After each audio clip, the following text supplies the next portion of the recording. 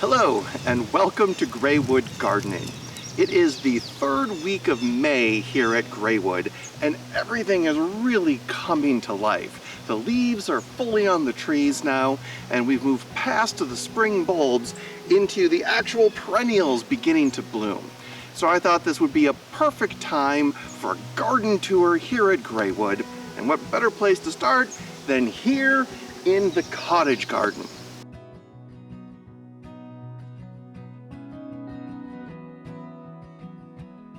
And starting here at the tip of the garden, there's not a whole lot blooming yet. But once we start coming to the front side, first thing you notice is these chives that are just super lush, blooming like crazy. The bumblebees love them to death. We did plant a border of a sweet alyssum on the front that we started from seed. We have a bunch of dianthus up here in the front, including these two here I just transplanted like 2 weeks ago, and they have not missed a beat. And behind the dianthus, we have our perennial bachelor buttons are blooming. They have this beautiful, big, delicate blue flower that's fantastic. Lavender has come back super strong and is actually starting to get some buds now, so that should be blooming pretty soon. The allium are just about done. We had a pretty short allium bloom time this year. We planted these iris, these bearded iris, last summer, and they are all about to bloom or just starting to bloom right now. And we planted this winding path of them all the way through the center of the garden. There's 16 that we planted, and I counted, and we currently have 12 of them sending out bud stalks. We have a couple of them blooming right now. We have this pretty red one with little like white and blue spots on the petals. And then we have this big lush blue and purple one, which is doing fantastic. And as always, something we didn't plant, the one thing basically that was here when we got here is this gas plant. Blooms reliably every spring. It is beautiful. Moving toward the back of the garden, here is this beautiful patch of yarrow. Planted 8 yarrow last year that we started from seed, and they were tiny little plants all year last year. And this year they're coming in gangbusters. Same thing for right here. We have several patches of this, which is showy goldenrod. Started from seed last year, and this year it's growing huge and should be blooming. And of course we have lots and lots of milkweed. The milkweed actually pops up everywhere in the garden, and we just pull it up anywhere we don't want it. And we mostly let it grow here toward the back of the garden where it can grow tall and give a nice backdrop. Final thing here in the cottage garden is, the bleeding hearts are looking absolutely beautiful this year. We put these in again last year when the rest of the garden got put in. They came back big and strong, and we've actually had different ones bloom at slightly different times.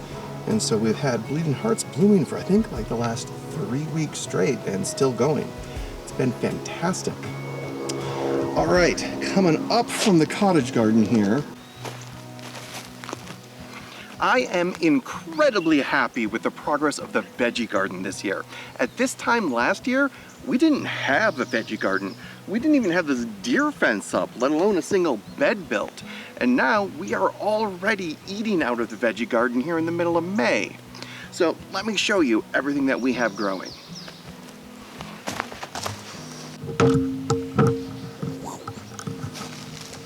All right, here in the new beds that I just built, this top one up here has cauliflower. We've got about 40 cauliflower growing here.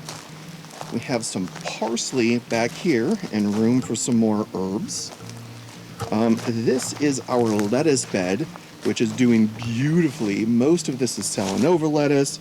We do have some butterhead, and we have some romaine. And on the trellis, here are 2 cucumbers starting to grow up. At the top of this row, we have some bok choy growing here in amongst our perennial French sorrel.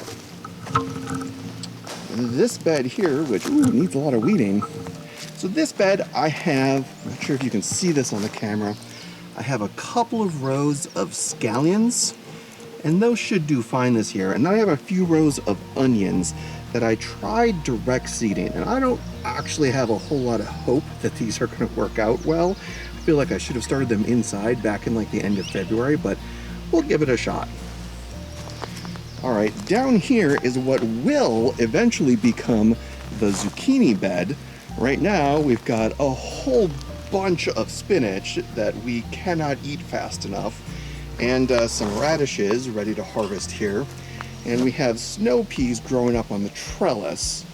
Now we are going to be putting the zucchini and yellow squash in a little bit, and as those grow, we will harvest the spinach and the radishes away from it, so by the time they're taking up the whole bed, there won't be anything else in it.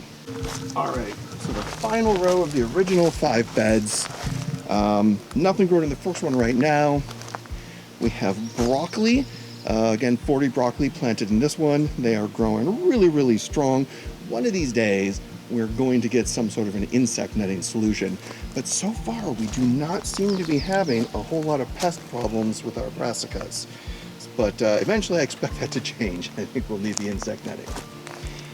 This bed over here is going to be all tomatoes. But in the meantime, while we're waiting for the tomatoes to go in, and once the tomatoes go in and while they're growing, we have some lettuce going. This is baby romaine. Looks just beautiful. All right, empty bed. That is going to be basil and corn. And back here is our garlic bed. The garlic is growing strong, looking great. I am super, super excited about harvesting our garlic in another month and a half. In the back here is one of the in-ground beds that I dug out. This is the smallest of the in-ground beds, and this year I am just planting this one with sunflowers. I direct seeded most of it, but I'm doing an experiment here on the end, because I have always been told all my life that you can't transplant sunflowers, that they just don't take to transplanting well. But I've seen in the UK, in UK gardening programs, they grow all of their sunflowers in pots and then transplant them out. So I'm giving that a shot here. So far, they seem to be taking to it just fine. If that works out, that should be good, because it means we can get sunflowers blooming a little bit earlier in the year. Final thing that is worth pointing out is I have finished digging out what will eventually be the asparagus bed. So this bed is about 30 feet long by 3.5 feet wide. I dug this out a couple of feet deep, backfilled it.